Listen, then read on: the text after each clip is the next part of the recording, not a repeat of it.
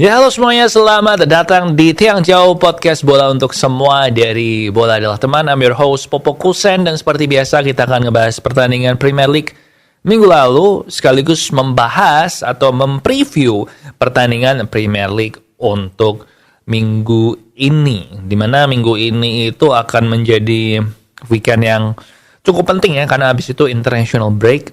Jadi kan ada libur, soalnya ada pertandingan timnas lagi. Jadi ya cukup penting sih. Nah, tentu aja kita akan ngebahas juga ya gitulah, suka dan duka menjadi supporter tim sepak bola, atau kalau supporter MU saat ini lebih banyak dukanya ya. Tapi nanti kita bahas satu persatu. Now kita mulai dulu aja Tiang Jauh hari ini. Di sini Popo Kusen, bukan pandit. Yuk kita bahas.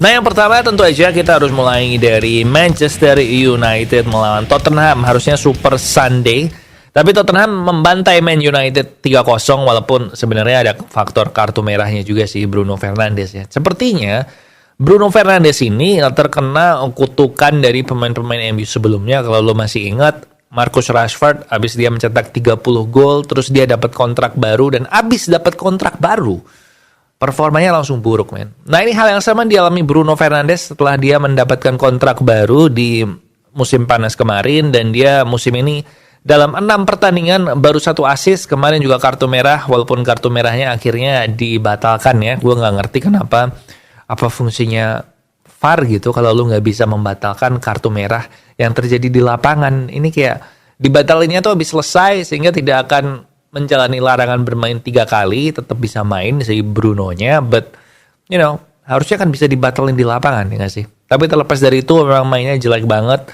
Menurut gua Ten Hag ini makin kehilangan cadangan poin buat bikin dia nggak dipecat, tuh nggak sih? Partai MU selanjutnya adalah lawan Porto, diikuti lawan Aston Villa, dua-duanya away, dan ada banyak omongan di media, ada banyak desas-desus, bisikan-bisikan yang bilang kalau 2 pertandingan ini adalah kesempatan Ten Hag untuk menyelamatkan pekerjaannya dia. Ya, kita lihat aja ya. And then ada Arsenal lawan Leicester 4-2 ya. Cukup boring sebenarnya pertandingannya, rutin victory untuk Arsenal, sehingga ini menjadikan media itu malah lebih fokus ke gimana si Arteta ini mengatakan bahwa gue tahu semuanya tentang Manchester City setelah berhasil menahan imbang City minggu lalu. Nah, kemudian si Arteta mengklarifikasi bahwa maksudnya dia City-nya itu bagus. Gue belajar dari City banyak. Maksudnya tuh kayak gitu, bukan yang mencoba untuk memainkan perang psikologi gitu.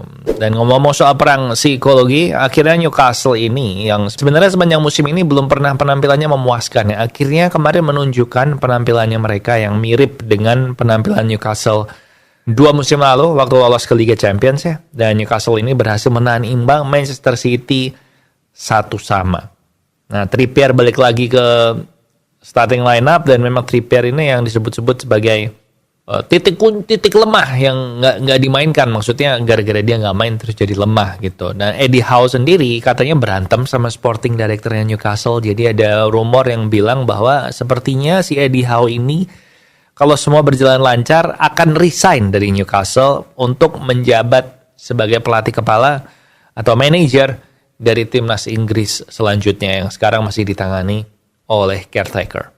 Kemudian ada salah satu kandidat pelatih Man United nih, yang dulu sempat jadi pelatihnya MU, yaitu Kieran McKenna, yang berhasil membawa Ipswich menahan imbang Aston Villa 2-2, yang menurut gue ini bukan hal yang mudah ya, karena Aston Villa ini kan tim Liga Champions loh, dan mereka berhasil menahan imbang 2-2. Kieran McKenna juga dipuji-puji, walaupun sampai sekarang Ipswich ini belum pernah menang ya, mereka baru bisa kalah sama seri aja, tapi mereka menahan imbang seri Aston Villa 2-2 itu gila, good job sih. Jadi gue nggak tahu, katanya sih pelatih MU itu ada 4 nama yang disebut-sebut ya. Gue bolak-balik aja ngomongnya. Ada 4 nama yang disebut-sebut, yaitu yang pertama ada Kieran McKenna, and then ada Ruben Amorim yang punya Sporting itu. Kemudian ada Xabi Alonso, and then satu lagi nggak usah sebutin lah ya. 3 nama itu menurut gue yang lagi berputar nih. Oh, satu lagi ini Gareth Southgate ya, sebutin sekalian. Jadi ada Gareth Southgate, Ruben Amorim, Xabi Alonso, dan Kieran McKenna. Katanya ada 4 ini. Kieran McKenna menurut gue enggak sih, karena dia sekarang lagi di Ipswich kan, so I'm not sure.